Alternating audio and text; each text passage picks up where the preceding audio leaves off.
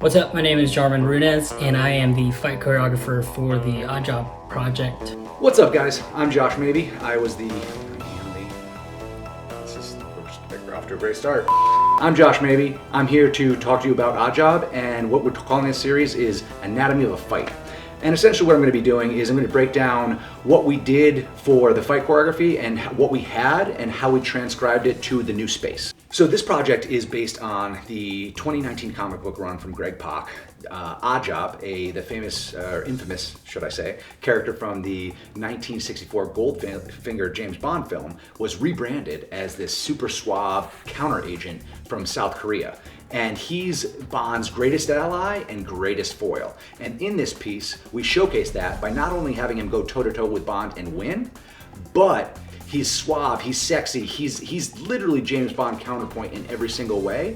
And it gives us a way into this world, the Bond universe, that's unique. And we're able to showcase these two different guys' fighting styles. Bond, who's the bruiser, and who's mainly fists and boxing, and he's using everything he can to just plow through things.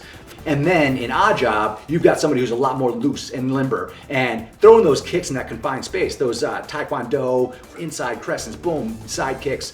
And it really gave us a really, really unique feeling to this. Choreographing this fight scene, I got a lot of inspiration from, I kind of just looked at clips from the old James Bond films and the recent ones, Sean Connery's, Pierce Brosnan's, then obviously Daniel Craig's. I noticed like in all of these films, the choreography was really dirty, really grimy. They all used stuff that was in their surrounding area, grabbing, belts and ice picks and kind of just being resourceful, putting them against each other, both being like these super highly trained agents. It was really cool to kind of think of what choreography and like how they would pit against each other. So we first went to the location scout and we did like a test room. It was cool. Like we were gonna be able to do it. I had already made the choreography, and it would translate well into this other open area. So it was wide open and had a lot of latitude and versatility, and we could play with the range. Whereas our new space was an elevator, and so it kind of made us rethink what we were doing and rethink how we were going to get this choreography across. So as you can see, we took what was this wide open space and we put it in a 5x5 box.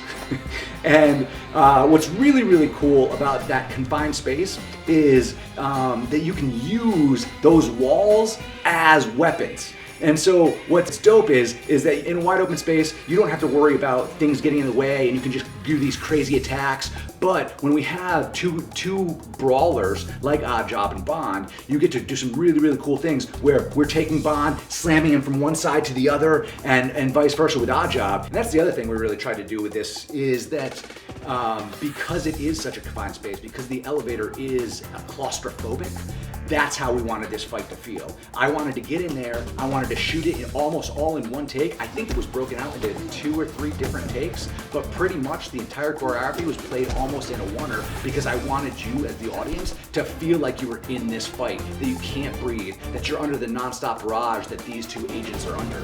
And it gives it this visceral nature, this like, oh God, you almost feel yourself gripping the edge of your seat, wondering who's gonna win this fight.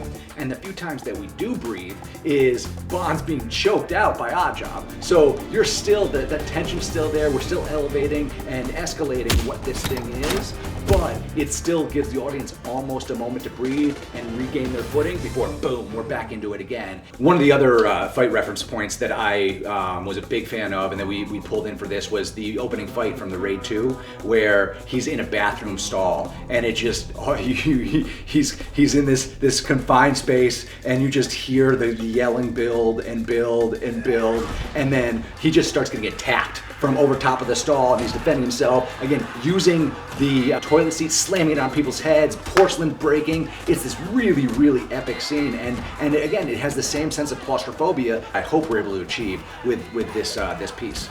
And I was in there with the guys. I was operating the camera. I really wanted to give it that kinetic feel that you're in there again because we're in a confined space. You're dodging those punches with these guys, and I think that gives it a movement, a motion that you don't get from a lot of the other pieces that are out there right now.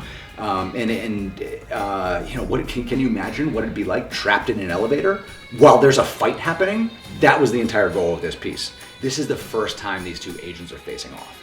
And so when it comes to facing off for the first time, when you're in a little bit bigger of a space, you are able to feel each other out, take your time, and there's the stakes are a little bit lower because it becomes a moment where you can kind of just you're pawing at each other. It's almost like a sparring match. Whereas when you're in such a tight, confined space, there's nowhere to run.